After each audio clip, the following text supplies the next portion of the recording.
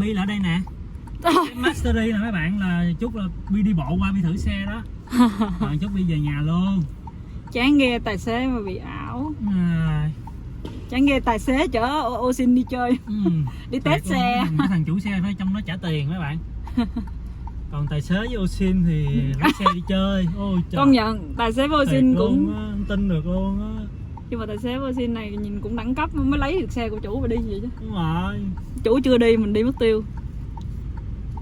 Đây là Vincom nha mấy bạn muốn mua xe thì có qua Vincom quận 2 có người phục vụ tận tình nha. Mình không phải là sale của Vincom đâu nha, các bạn đừng có comment chửi mình nha. Mình chỉ đam mê xe thôi, mình đi mình lái thôi. Ở xăng chỗ nào vậy? Có xăng không vậy? Tiếp nhiên liệu sớm. Tiếp nhiên liệu Đang bao. Ê giỡn hoài luôn á nha. Tiếp nhiên liệu sớm nha mấy bạn. Vừa test driver cái là bị vậy. Đó. Không biết đèn mở chưa, nó chạy liều luôn các bạn. Bạn thấy cái đầu xe nó thế nào? Cái đầu xe tầm nhìn là thoáng nha mấy bạn. Tầm nhìn. Những người nào cao 1m7 thì thoáng nha, còn 1m65 thì hơi hụt xíu nha. Các bạn nhớ lót gối ngồi cho nó dễ nha mấy bạn. Đó, đây là cái kinh nghiệm mà coi như là những cái phút lái ban đầu đó, của mình. Xe có chế độ start stop nha.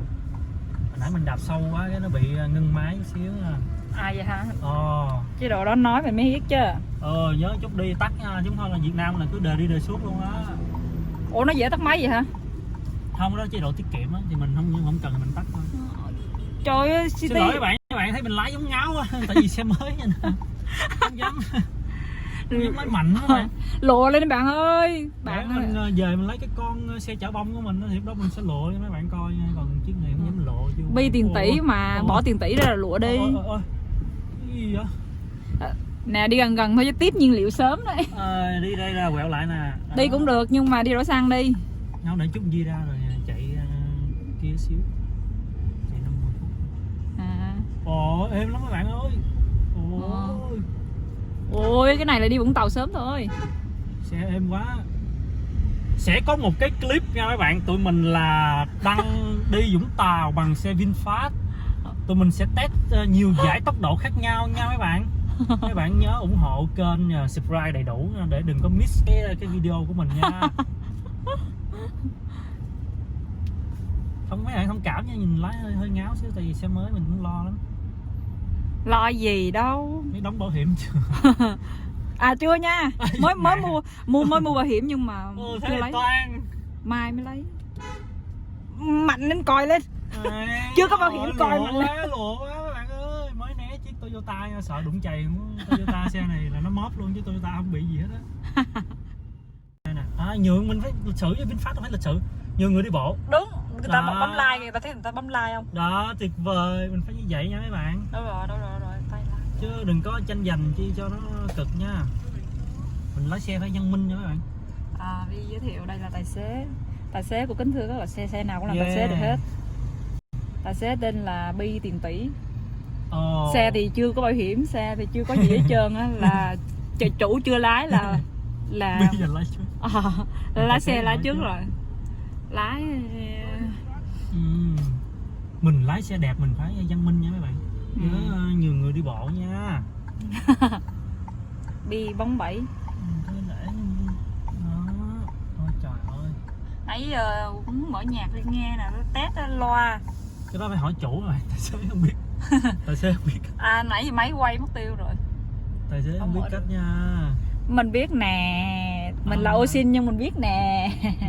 Mình coi YouTube. mình nghiên cứu rất nhiều về VinFast, về Lít A nè. Trời ơi, mình biết lắm. Rồi mình sắp tới mình đi đội loa nữa nè. Quan trọng là sao bạn dụ được chủ mua cho bạn phải chia sẻ cách đó với rộng rãi cho mấy bạn Osin khác chứ. Ngồi lên đùi chủ. Anh đâu? Thưa cậu. Ngủ với chủ. Ôi tuyệt vời, đây còn gì bằng. Đẻ con cho chủ. Nè đi có lạc chưa đó? Dễ gì là cậu ơi. Ở đâu thấy lão vậy ta? Tiếp nhiên liệu nhanh chóng đi kìa. Quận 2. Chút ra ngoài đây có mà. Chút ra tiếp luôn đi. Hiện tại là đi chắc người ta ngắm nhìn nhiều lắm với cái đèn đêm. Hẹn mấy bạn một bữa lên cao tốc nha mấy bạn, bây giờ không có thời gian nha, xưởng bận quá. bận quá chứ không phải là xé xăng đâu nha. Đúng rồi, mới xé xăng đâu, xe này nó bị hư cái đồng hồ báo xăng, nó báo vậy thôi. Mới mua mà nó bị hư để mình vô mình complain nó cái. Trời ơi, đi review xe, đi review tốc độ xe mà vì vô tình. Xin lỗi các bạn nha. Mà ơi, thiệt. mà cái xăng không bán xăng chứ không phải là mình không có tiền Đúng mua. rồi. Trời ơi.